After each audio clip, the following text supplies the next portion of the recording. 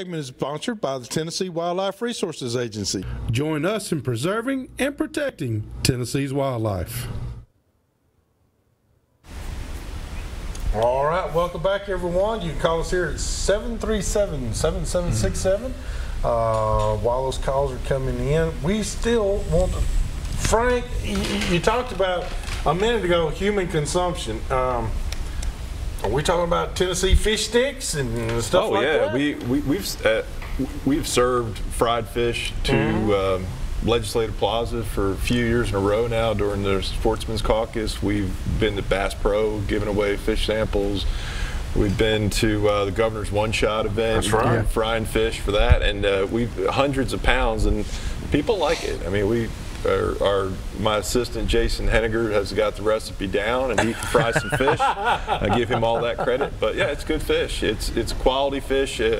There's plenty of demand for fish protein in the States. You know, this idea that they have to go back to China to be sold is just not the case. That's not right. It's just a matter of getting the mechanics right here, and there's plenty of interest in it. Yeah. Is there other avenues, though, for consumers to take part? I mean, I heard something about a dog food or a cat food manufacturer might. Well, yeah, I mean, there's a lot of uses for Asian carp, from human consumption down to fertilizer, but you know, the price point just drops and drops as you go to lower valued product. Right. I had a guy talk about carpcrete, using it as an additive in concrete instead of fly ash. You know, and whatever the product is, the important thing is to pay the commercial fishermen enough to go catch them. That's right. Because you're handling 3,000 to 10,000 pounds of fish a day. You got to pick them up and put them down a lot of times to get them to where they need to be. That's work, and so these guys should get paid for what they're doing. Sure. And so the thought of, you know, if the product doesn't value 10,000 pounds to over 1 million pounds, though. Yeah. You're talking about. That's a huge increase. Yeah. Well, it is, and we think that, you know, I'm really encouraged that the number is going up, obviously, and really that the reproductive capacity of this fish hasn't been realized yet, and maybe they won't spawn every year really well. You know, most of our fish we count on spawning every year. Well, if we were managing these like crappie, we'd be in a lot of trouble because they would have missed a bunch of spawns. You know, look at it that way, and how easy it is. You know, because of that feature of this emerging population, they're vulnerable to this kind of harvest. So it's a good time to be having that kind of harvest on them. That may not be the case in a few years. Maybe they do get some inertia going and populate, you know, have steady reproduction. We don't know what the future is going to bring, but we know what we can do now, and we're doing it. Do you ever think they're going to be eradicated completely? No.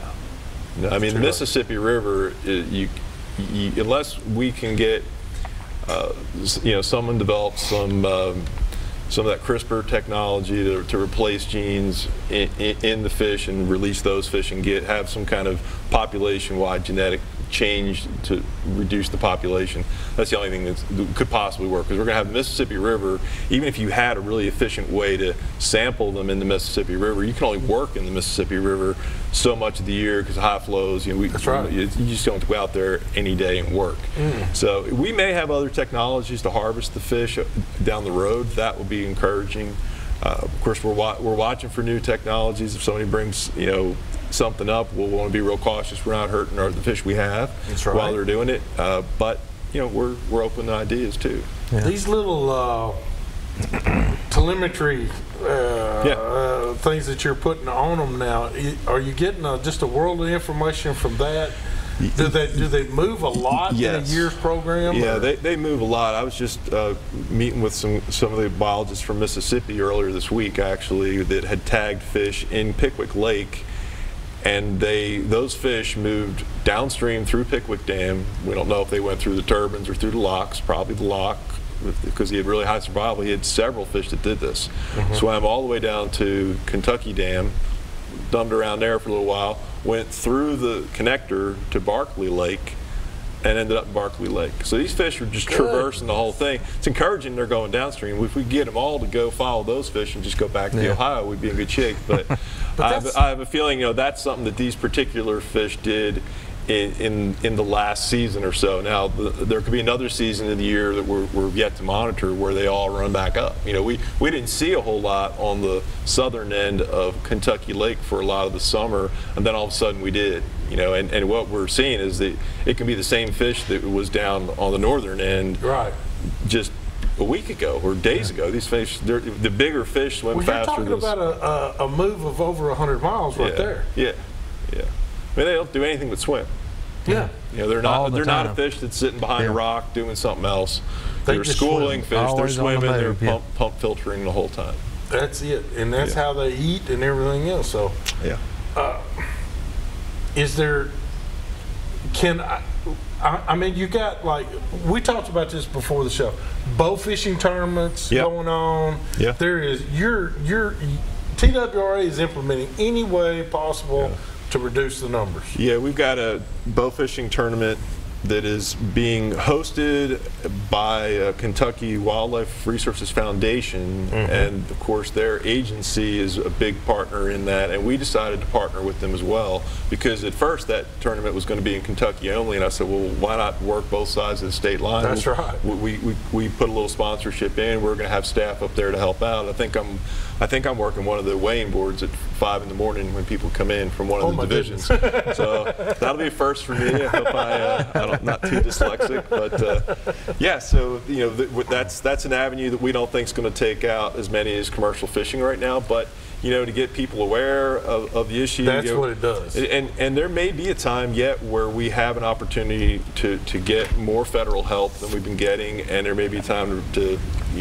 have people reach out to their representatives to do that. So we want everyone informed about what's going on.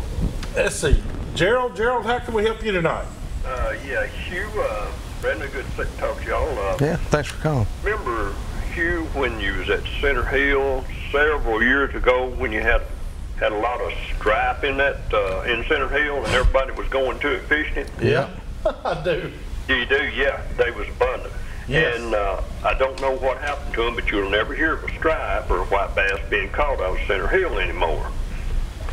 And some way of just completely fishing these Asian carp out, or maybe treating the water or some chemical that might work on them.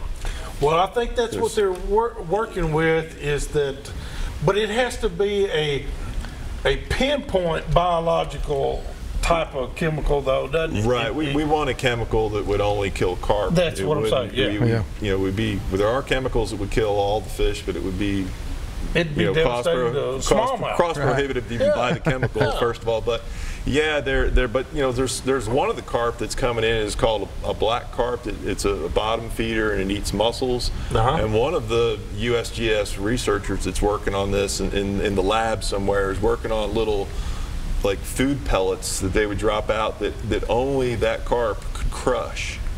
Other fish wouldn't be able to crush it. I mean, that's the kind of thinking they're going into this now. And they would probably do this only in special areas where they're worried about endangered mussels or something. And you know, then it's just research stage. But this kind of stuff is lucky enough, though, that the black carp take out our zebra mussels, could we? Well, they probably will take some of them. I hope so. So I just brought the black carp up. It's one you don't hear a lot about. It was in the Mississippi River. We had our first two caught, one in Barkley and one in Kentucky Lakes this last year, and these were big adult fish. They get up to 100 pounds. Goodness. Yeah. Wow. So they could eat a lot of mussels, and we've got the most diverse mussel fauna on the planet in the Duck River, and we've had silver carp up to Columbia. Oh yeah.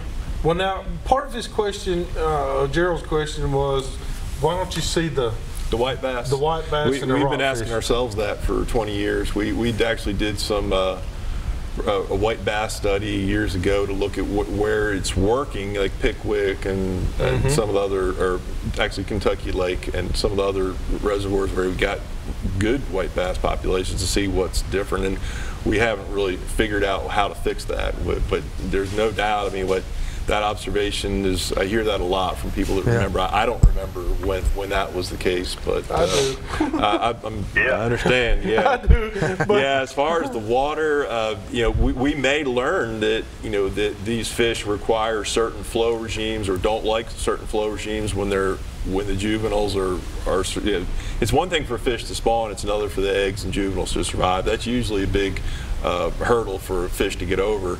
So if we identify ways to disrupt that we could do, you know, maybe there's a flow operation out of the dam that we ask for to kind of disrupt things, or maybe we set up traps when we know they're spawning, things like that. We need to be thinking ahead on. But well, Gerald, I will tell you this, just because I have worked with TWRA, I've been to the hatcheries and I've filmed a lot of stuff at the hatcheries. I do know, like, the stripe has to have, the flow of the water has to be constant, because they have a bad algae problem, that the algae will attach to the egg and kill the egg. And as long as there's water flow, that egg keeps turning and the algae can't adhere to it. And so that's huge. And Center Hill likes to stop that dam every now and then. Their flow's been off because of all that construction at the dam too. So that's been several years now. So going back over the years with the construction of that dam, it probably did change the flow quite a bit. So that could be all right. People don't know how sensitive that balance is. They are. They all have their own, what they have to have, you know, day Gerald, to day. thank you so much for your question. Hey, thank you. You guys have a good night. Thank you too. Hey, we've got to go and do our tip of the week. That's right. This week's tip of the week's being brought to you by Davison Farmers Co-op. You can go down and see them right there off of Briley Parkway, about a mile off Briley on Dickerson Road, or you can give them a call at 860-4774, and just tell them thank you for all they do for us, and tell them you saw it right here on Southern Woods and Waters. I got a good tip. What you got? I got, Frank brought it up, knowing what the fish actually looks like. And let me tell you something, ladies and gentlemen, TWRA has done a great job. They put signs up every ramp all over the place about what the fish looks like. But it is hard, Frank. When you and I were looking at that one picture of that cast net, you could pick out one. I picked out one right off the bat, but you could see others in there, but it was hard to see them. And people need to realize how sensitive this balance that we're trying to maintain is. And you're right, you can't take your bait and go from, you can't go from Old Hickory and then decide I'm gonna let them go in Percy Priest. You should never do that. Even before carp is for a lot of anyway. Don't do it with bait that you buy or anything else. That's how we get the piranha and everything else in there. All right, we got to take another quick break, and when we come back, we've got Miss Anna Flowers is in the house, and boy, I don't know what it is, but it's something good. It's something good. It's real close to me. Hurry back to more Southern Woods and Waters.